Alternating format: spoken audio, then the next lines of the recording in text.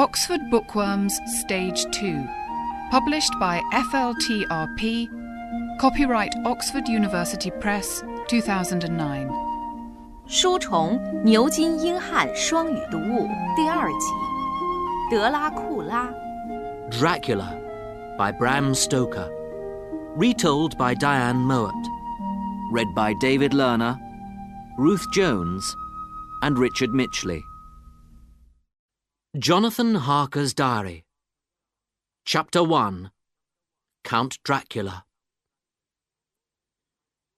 My story begins about 7 years ago, in 1875. My name is Jonathan Harker, and I live and work in London. My job is to buy and sell houses for other people. One day, a letter arrived for me from a very rich man who lived in Transylvania. He wanted to buy a house in England, and he needed my help. The man was Count Dracula, and I agreed to help him. I found a house for him, and he asked me to take all the papers for it to Transylvania. I was not very pleased about this. I was planning to get married in the autumn, and I did not want to leave my beautiful Mina. "But you must go, Jonathan," she said. "The Count is rich, and perhaps he will give you more work later." So I agreed to go. I did not know then of the terrible danger which waited for me in Transylvania. And so, on the 4th of May, I arrived at a little town called Bistritz. Transylvania was a strange and beautiful country. There were mountains, trees, and rivers everywhere. And somewhere high in the mountains was the Count's home, Castle Dracula. I had 6 hours to wait before the coach came to take me there, so I went into a little hotel. Inside the hotel it was warm and friendly. The people there were all laughing and talking. "Where are you going?" they asked me. "To Castle Dracula," I replied. Suddenly, the room was silent, and everyone turned to look at me. I could not understand why they all looked afraid. "Don't go there," someone said. "But I have to," I answered. "It's business." They began to talk again, but they were no longer laughing. Slowly, the hotel keeper's wife took the gold cross from her neck and put it into my hand. "Take this," she said. "There is danger at Castle Dracula. Perhaps this will help you." When the coach arrived and I got into it, a crowd of people came to watch, and I heard the word vampire.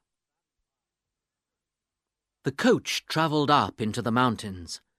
Higher and higher it went, faster and faster. The sun was bright, but above the trees there was snow on the mountain tops. Then, suddenly, the sun went down behind the mountains, and everywhere was dark. In the forest around us, the wolves were howling. It was a terrible sound. Suddenly, the coach stopped. A small carriage came down the narrow road on the right. 4 black horses were pulling it, and the driver was dressed in black, with a black hat pulled down over his face. "Where's the Englishman?" he called. "I've come from Castle Dracula." He looked strange, standing there in the moonlight, and suddenly I was afraid. But it was too late. I could not go back now.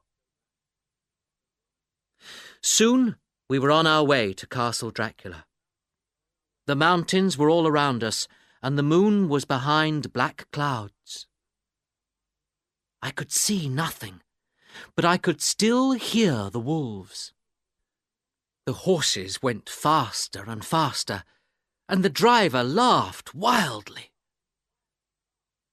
Suddenly, the carriage stopped.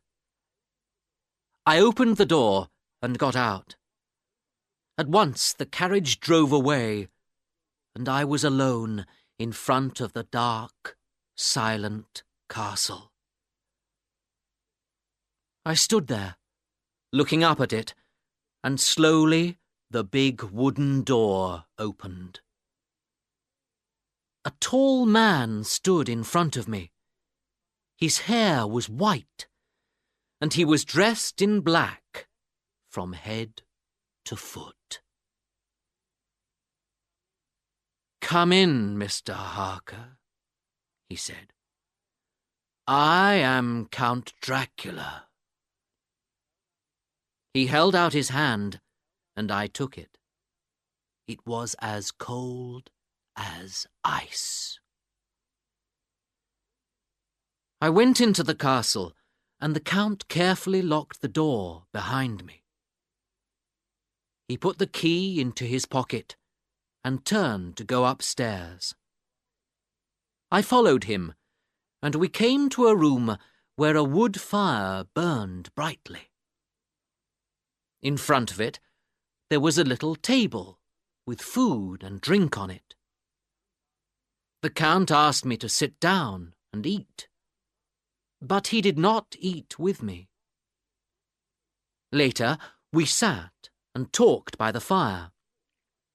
His English was very good, and while we talked, I had time to look at him carefully. His face was very white. His ears were like the ears of a cat, and his teeth were strong like the teeth of an animal. There was hair on his hands, and his fingers were very long. When he touched me, I was afraid. It was nearly morning when I went to bed, and outside, the wolves were still howling. The next morning, I found my breakfast on the little table in front of the fire. Now that it was light, I could see that Castle Dracula was old and dirty. I saw no servants all that day. The Count did not come to breakfast, but there was a letter from him on the table. "Go anywhere in the castle," it said, "but some of the rooms are locked.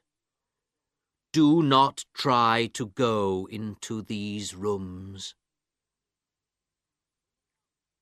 When the Count came back in the evening, he wanted to know all about his new house in England. "Well," I began, "it's a very big house, old and dark, with a high wall all round it. There are trees everywhere. That's why the house is dark. It has a little church, too." And I showed him some pictures of it. He was pleased about the church. "Ah," he said, "so I shall be near the dead." We talked for a long time, and once I fell asleep. I woke up suddenly and found the Count's face near me. The smell which came from him was terrible. It was the smell of death. "You're tired," the Count said. "Go to bed now." And when he smiled, his face was the face of a wolf. Our business was now finished. The Count had all the papers for his new house, and there was nothing to keep me in Transylvania or in Castle Dracula. But the Count did not want me to leave. I was alone with him in the castle, but I never saw him in the daytime. I only saw him at night, when he came and sat with me. We always talked until the morning, and he asked me many questions about England. "I have plans to go there myself soon," he said. "Tell me about sending things to England by ship." So we talked about ships and the sea, and I thought about Mina and her friend Lucy.